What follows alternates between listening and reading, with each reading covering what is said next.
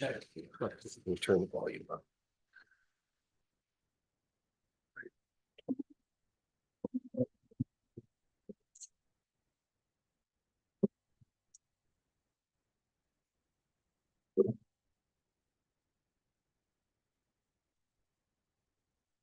Keep everything.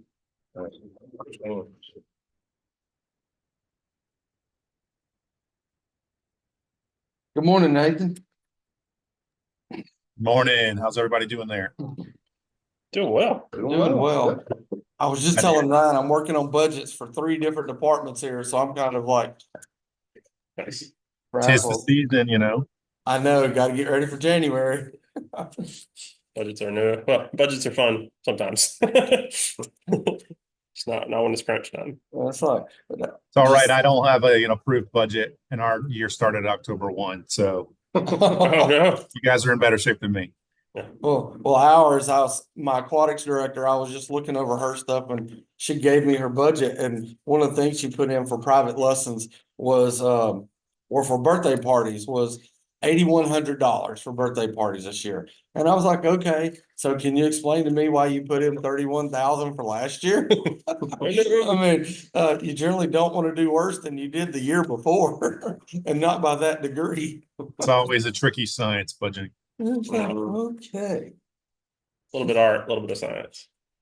So I'm assuming it's just the 4 of us right now? Yeah. Yes. That is the Yeah, so. All right, well, welcome. We'll get this started and go through it as quick as we can. So status of budget and upcoming priorities.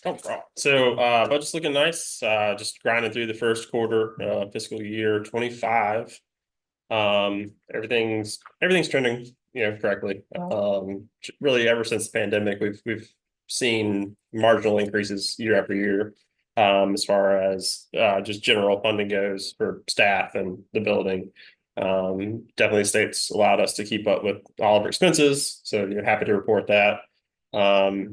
We've received a 3% raise in July, so that's exciting. And then we'll hopefully get another 3% this coming July. So I'm not necessarily wishing my life away, but that July could get here a little quicker. Got some new partnerships, really cool with the National Oceanic and Atmospheric Administration. Dr. Hayden Bassett's working with them. Some funding coming through for that. And it's like a live feed to the Nautilus, which is a ship that's out in the Pacific. So when you guys are in on Friday or Saturday, our STEM lab has a live feed of those boats doing their research. That's pretty cool. Jumping into the numbers, the footnotes kind of go along with it. The 3% increase and funding, and then keeping up with utilities and expenses. We're estimating roughly $289,000 to be allocated to us coming up this year. So that's just that general added appropriation to give us over our base budget for the any increases we receive. Jumping down to admissions at the museum, kind of the way October fell. You guys know we did Bones and Booze, which was a very successful festival. Those numbers, so the foundation puts on the festival.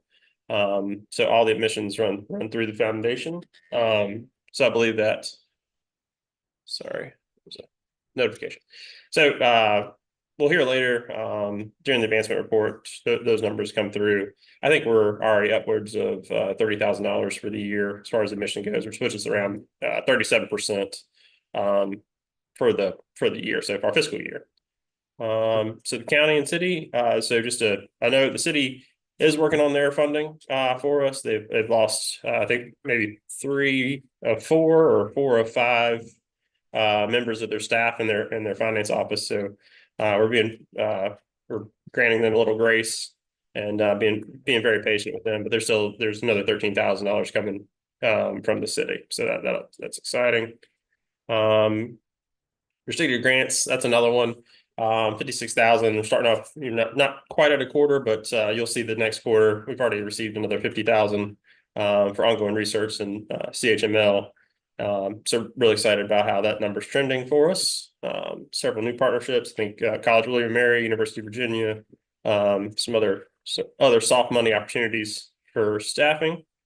Classes and workshops, I mean, that's just first quarter, I mean, 24,000, I mean, it's looking really good for the year. That's trending well above what we expected. So I think there's some footnotes, but Christie's, all of her programs are full. All the homeschool opportunities, there is a wait list. So they fill up within, I think, the first hour that they're published online for the year. Then of course, we have the in-house signups. We save some spots for kids that come in there. Yeah, super excited to report there on that. Jumping down to expenses. Salaries are trending a little bit behind. That's due to Nancy Moncrief, our curator, her mammology. She retired last year. I think she's still doing science, so she hasn't retired from science. Still working, but has retired from us. So we're working to fill her position. That job posting is out there online. I think it's going to close here in the next 15 days. So we'll start reviewing applications there. So that'll pick it back up. On salaries, I saw her, Yep. they put a post out that Cal got promoted, I guess. Yeah, Will that affect it will. that It's a little marginal. bit or, okay? Correct. Yeah. So part of becoming a full curator is That's awesome. a one-time 10% increase on your salary. So that's he's excited. We're excited for him. It's working out. It works out really well for him. He really worked hard to make it happen. So yeah, so that'll help there. Let's see. Equipment maintenance. Just wanted to just make a note of this. I think there was one fee. It's such a small number that the percentages changed here. We're at 53% for the year, but I think that's a one-time fee to I think it was Piedmont Mechanical for some work they did for us, but just any kind of anomaly we like to point out. But then so staff training increase this year. So last year was 7,500. This year we kind of rolled some of that over, and we're roughly at right around half of that so far this year. So staff are very appreciative. That goes toward seminars and conferences. It pays for things that their grants aren't already paying for, travel expenses, et cetera, things to help them with outreach and being available to go out in the community. And then let's see here. What's the organizational memberships? Organizational memberships? Let's see what line is that. Line 10, third one down. So that's VAM, so Virginia Association of Museums. That's Aztec. That's, let's see, Smithsonian membership. A lot of those we pay. So that's Chambers of Commerce. Chamber of Commerce. So like you pay early, so Yes. like we're already at 58% on that one, so we should be okay though by the end of the year. Oh, it's the one. Yeah, it's already Okay. set. I mean, we won't spend more than 14,000 on that. Okay. So yeah, I think we've spent sometimes so the Smithsonian is really the one here that's moved from fiscal year. There's a new person there that we're working with. Previously, they let us pay it out of the previous fiscal year for the next fiscal year. This year, they said no, so we had to pay it out of Okay. our current fiscal year. So that jumped the line, so to speak. Let's see. And then insurance is another good. That's kind of just have that line item for insurance because it's the same thing. Right. We wait till the very last second, and if we have the funds, we'll pay it ahead of time. And last year we were able to do so. Awesome. Covered most of the footnotes. Sure. We'll roll right into capital projects. So jumping into the Douglas renovation project, we're really excited to make some progress on that. The contract with the AE firm, so we have them under contract. We're working with the Department of Engineering and Building to approve that contract. So once they approve that contract, we'll get rolling on that. So early spring, we should have some things moving over there. And I'm not sure if there's still a tour set, but potentially Douglas if you've seen it previously and you see it now, it's a 9-day difference. The staff's really done a great job over there cleaning up to get things clean. It's which is obviously there's no funds expended for that other than the general fund. So they've done a great job. So capital projects. So Genus Adams Education Pavilion, you guys are in for a treat, and we see you this weekend. We were able to get the whole platform poured. So we looking right out. The top platform's done.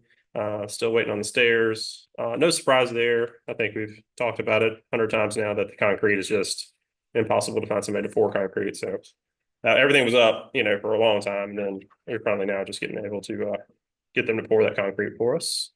Let's see. And then jumping over to Waynesboro. Waynesboro, we're currently working with Globin Homes and Riggs War Design to finish up the preliminary design phase. So in detailed design, there's schematics and preliminaries. Preliminaries is the final phase before moving on to get your construction funding. So they're talking about, sinks and finishings, and so it's definitely scaled from the funnel works. Like you get the 3,000-foot view. So we're probably working at the 1,500-foot view now. You'll see a definite change in the artwork. Department of Engineering and Building, they came back and said that the design was a little bit too robust for the state's taste, which totally can understand. There's been the metallic panels have been pulled back a little bit, and there's the building's been kind of brought into scope as far as funding goes. So both an efficient design, cost-effective design, but also I think it's really, really nice and well-designed building. And just mainly for the full board meeting, just have general information about kind of where the Waynesboro project, what the Waynesboro project is, where it's been, where it's going, what funding we have, kind of where we're at on all that. And then this year, we worked with the Department of Planning and Budget and the Secretary of Education. We were able to request funding for our Early Childhood Learning Center, or Early Explorer Center. That is the renovation of our library space. So just giving Christy kind of free reign there. Our education programs are already bursting at the seams. I think having more space for them will free up space, and hopefully through offering that area and the new services, I think we'll definitely see an increase in funding, and hopefully that increase in funding will offset the cost of a couple of new educators to handle that inflow. But really excited about that. The estimated project cost roughly $2 million. So that was proposed about 5 months ago with the secretary. This is stuff we won't hear about till the governor's budget comes out in December. And then as far as general funding goes, it's hard. Want to get excited about it, but the Fair Labor Standards Act, I think everybody's probably familiar with it. The new threshold is now 58,656, and that is for salaried employees making under that number, become non-exempt, and are eligible for overtime pay, which does not fit our business model since we have a finite budget and we have lots of festivals, so lots of weekend time, board meetings, festivals, outreach on Saturdays. So currently working with staff to try to engage them on alternate work schedules to try to prevent paying overtime. But kind of a remedy to this is we're going to try to move 4 key employees up above the threshold, and then another 17 employees who are below the threshold, which will remain non-exempt, are applying for $18,000 for overtime compensation. So hopefully we can get people, instead of having to take that Monday off before the festival, they can work a full 40 and then work the festival and still make the money there. So excited that the Secretary of Education let us put that forward to the governor. Again, that's something that we'll see in December 11th, 12th, 15th-ish time frame is normally when that comes out. So We'll see if this goes through. Yeah, I hope so. Or that Fair Labor Standards Act. I know that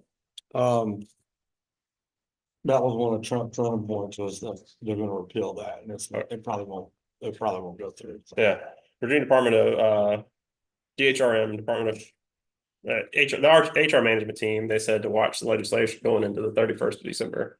So to see what happens there. We have a lobbyist just for the Wise, and they told us to plan on it. Yep. And it's been that way all year. It's like, it's happening, guys. Just go ahead and budget for it. Yep. And then literally, like a couple weeks ago, we don't know, especially now, if GOP takes the White House and everything flips. Right. There might be a chance it's not going to go through, but hopefully you budgeted for it. So yeah, we're working on it. That one, yeah. Yeah. Jonathan, I just wanted to say first, thank you for the footnotes. They answered any questions that I had about the budget, so that I didn't have to ask any questions. Just about the Early Childhood Learning Center, this is the same project that we put in a couple years ago that didn't get funded. Is that right? That's correct. I guess during the last election, we had it in the budget going into the election, then after the election, yeah, it didn't withstand the test of the legislature. So yeah, it got taken out. Well, let's hope for better results this time. Oh yeah. Thank you. Okay, no problem. All right, so recent and pending support, Okay, that'll fall under Ryan.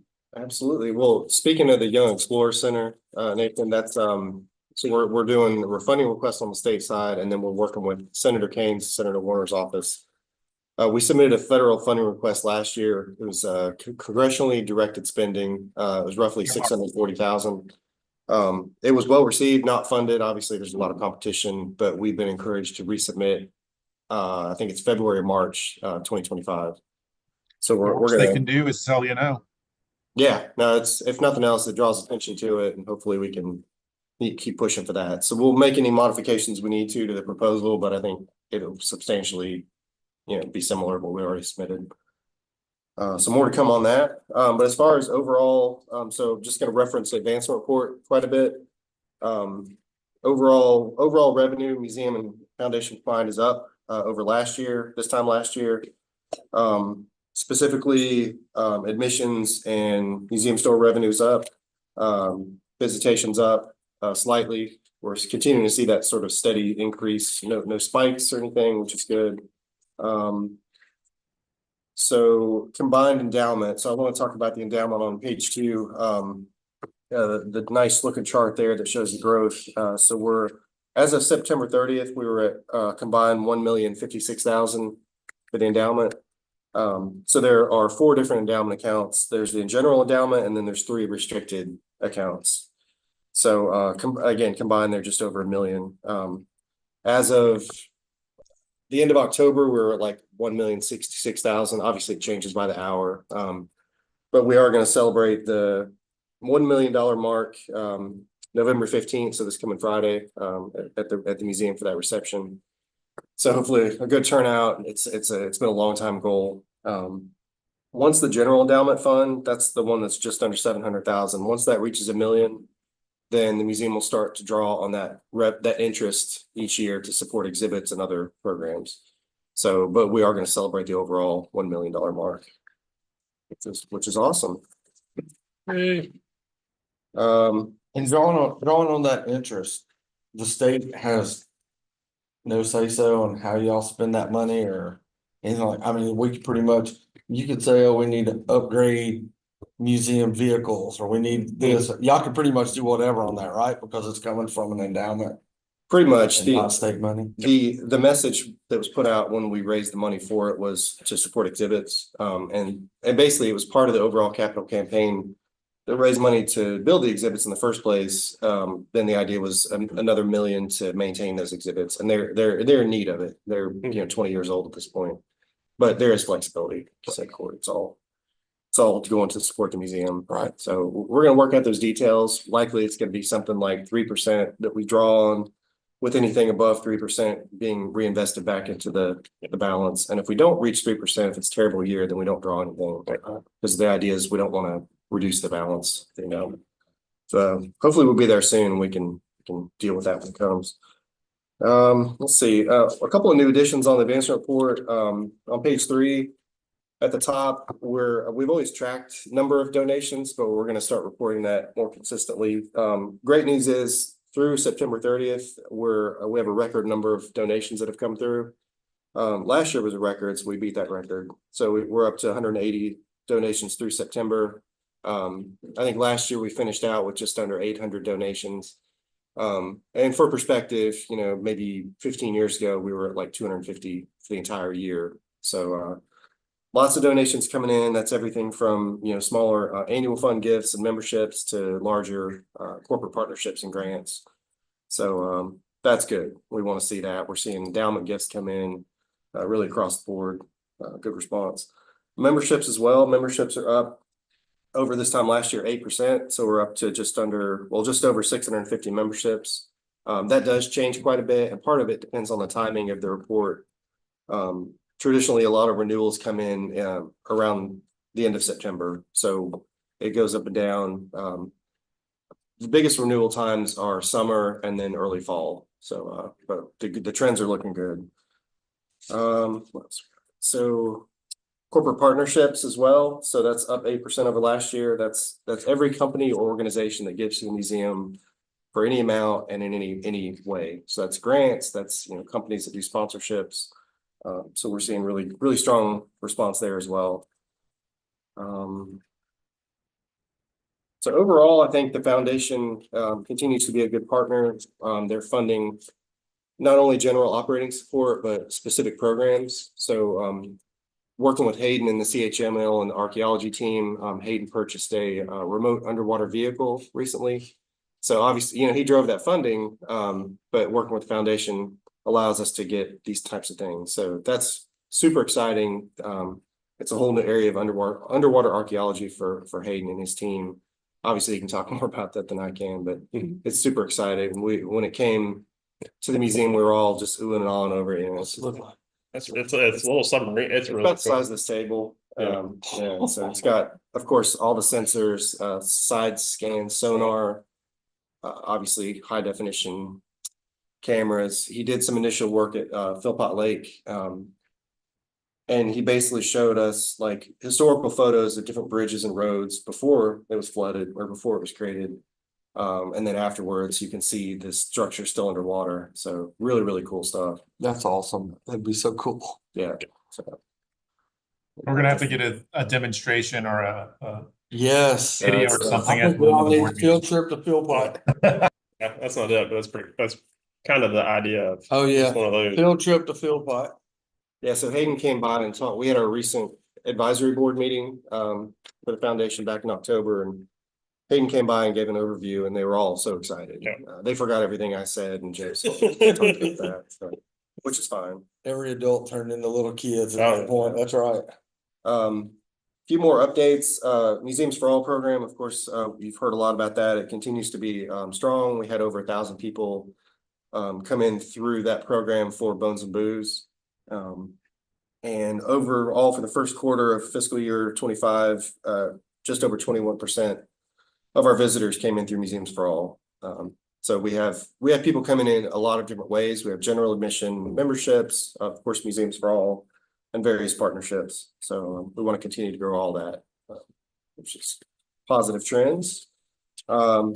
Zip codes, of course, you got the map breakdown, not much different than usual. Just over 30% came locally, with over around 70% of folks coming from outside Martinsville and Henry County.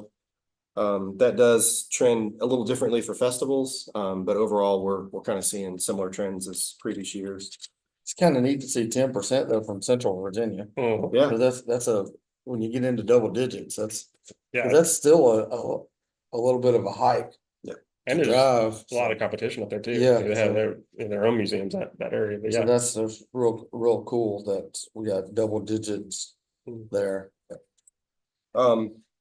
Last thing I'll mention on the advance report, another new section at the very back on page 7, there is a breakdown of staff, committee, and board service. So that these are committees, boards, different things that professional service by staff. And staff have always done this, and staff, do a great job, and they are experts locally, regionally, nationally, internationally. So we thought it was good to not only, acknowledge it, but celebrate it. The staff across the board, it's scientists, educators, administrative staff. So we're proud of it. Obviously, we're on the list, but I think it's great to just recognize that staff really across the board are doing great work. So hopefully the board can take a look at that, and it's encouraged. So. Well, one of the things we can use this for is we can go to the foundation and maybe, and maybe ask for a little bit more money for trainings and trips and so forth, because it shows that you're not just doing your job, you're involved in so much other stuff that helps the museum. So maybe we can get a little bit more there to help out with some of the stuff, travel expenses, whatever the case may be. Yeah, and of course, the foundation provided 7,500 last year for staff professional development, and it was hugely appreciated. I think staff leveraged that money with additional money, and I think it ended up being like $11,000 worth of professional development outside the museum budget, which is awesome. And so Foundation stepped up again and provided it this year as well, and staff have other sources, whether it's grants or programming, and so they can leverage that funding to do more training. We just now need to tell Robbie to get on it. Gotta add a couple more. Yeah, Martinsville Theater Works doesn't count. Yeah. no, it's And he does a great job. I actually saw Oh, yeah. some of their plays this past year, and he came to a couple of hours at Carlisle, so. Yeah, he's always working. yeah, Robert does a great job. So yeah, kind of a new addition. We probably won't include this on every report just because it won't change much. But maybe once a year we can do kind of this fall snapshot of what staff are up to, and yeah, we're very proud of staff. Staff are doing a great job. So. I think it's a great addition. It's really interesting to see sort of the reach small staff can have. So I agree. Getting that to the board, once a year is probably really useful. Great. We'll make sure and do that. Yeah, this is nice. Now, just out of curiosity, is Art not considered an employee of the museum? No, I don't know why I was thinking. I know he's a trustee, but I was thinking He's the way they research did it. associate. Okay, Yeah, so yeah. So, Research associate. yeah. And I think Tom's a research Tom's a associate. research associate. Okay. So it's a sort of a classified under a volunteer position. Okay. But yeah, it's Yeah, he has full access to all the I'd labs and love to stuff. report on, take credit for art. That's right. Yeah. yeah, I mean, I was like, where's Art at on there? Yeah, Because he's on everything. I thought I heard him mention one time. He's like, I'm as much of an employee as somebody. And I was like, okay, so it's like, I don't okay. disagree. So that would be interesting. So overall, I think I just want to report on the foundation is very excited about the work in the museum. They're excited to work with staff to, identify funding prospects, grants, individuals, companies, and they're looking forward to continue the work. And we have staff, curators, other staff come to foundation meetings periodically to report on progress. And, Hayden's talked about, again, his underwater archaeology program. And I think it's just important to hear from the folks doing the work, not necessarily just myself and Joe and other people. So yeah, it's very positive trends, a lot of work coming up, but we're excited about it. Very good, very good. So I guess questions, comments, and recommendations. Oh, you want me to, I didn't do. Skipped over that program. Yep. Just a few upcoming events. I just want to make sure. So we talked about the November 15th reception. It's going to be a celebration of the endowment, the night before the day of the foundation board meeting, the night before the trustee meeting. Also, tickets open November 1st for the next Speakeasy on Starling event. So we have a new ticketing system. It's online tickets tied in with Square. So check out the website for that. That event is going to be February 22nd. And then right before that, on February 8th, we have our next exhibit opening. That's going to be our Age of Dinosaurs exhibit. So we'll have a reception on Thursday, February 6th, and then the public opening is February 8th. So excited about that. And of course, a whole series of festivals next year that we'll talk more about. But yeah, good stuff coming up. Yep. That'll be when I keep pitching the green screen There we go. camera thing again. The Mark was telling me, we were on a phone call, and he was like, what you should do is just tell Joe, it's like, okay, I'll man the camera. I'll go and do all the work and do it and take a percentage and give the museum the rest and just show them how much they would have made during that. And then maybe the next time they'll do it all. Yeah. Well, we do have the photo booth now. We've had it. Yeah. We did really well Oh, yeah. at that one. We did a festival a year and a half ago. Okay. And we did, I don't know, it was $1,400 or something like that in one day, just with doing pictures from the green screen. That's cool. And I keep pushing it because it's like, not only do we make revenue on it, we get email addresses. So we capture all the information we need for mail outs and flyers and so forth. So I'm a big proponent of that. Yeah. I will say, yeah, I think we're always open to, bringing back things or new opportunities. And I think different festivals have different staffing levels all staff show up to festivals. But for example, Bones and Booze is one of the heaviest requirements because we had the beer garden where we had to have staff have to collect money. So they were running credit cards, cash. We had the t-shirt sales, admissions, memberships. But some festivals allow us to free people up. I think So, almost over half the staff are just admissions and, yeah, it's and, you know, we have Tip just code. certain rules about not allowing volunteers to handle money. So, Right. so we're all stuck kind of in positions, so. but it's something we can look at because Yep. like we have Reptile Festival coming up in April. Yep. And then Dino in July. Well, I think the reptile would be nice, and I'm volunteering myself and other board members for this, but I remember right before COVID, we had a couple of events there that all the board of trustees came in and worked.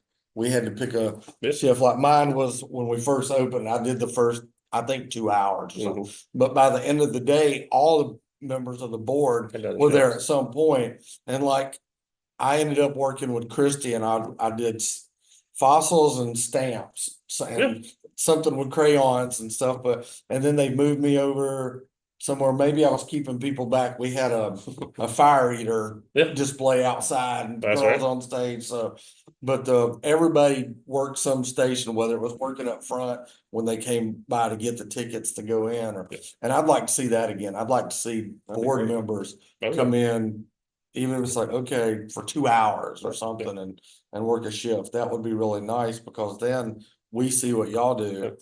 And at the same time, it takes a little bit off. Like if we're there, that means maybe a staff member could actually take a break Right. or do something. Yeah. I mean, so I'd like to see that again because I thought it was fun. Yeah, it is fun. I think Um, honestly, it's a lot of work for staff, but we enjoy it. I think it's It's something to break from the normal. especially And- at the end of the day. Yeah. It's great. Well, also too, I think it's uplifting for the staff to see that the board members and the board of trustees actually are behind them and they're sitting here like, hey, we believe in what y'all are doing. We should be here Yeah. doing that. So, I know any help, any and all help is appreciated. yeah, I think so. So, All right, well, that's you got the whole a bigger list on the advancement report of as far as upcoming events, but just want to highlight those few. Lots of good stuff coming up. all right. Nathan, any questions, comments, recommendations? No, I'm good. This was very informative. I appreciate you guys being so prepared to discuss all this stuff. So I think we're good. Just, highlights back to the board as we always do. Sweet. Great, All right. thanks. Well, I will say this meeting is adjourned. Sounds good.